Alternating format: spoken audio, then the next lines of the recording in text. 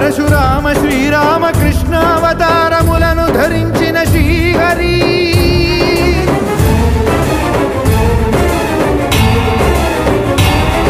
అవతారకుడౌ అవతారమూర్తిగా సాక్షాత్కరించి ధరింపజేయవయా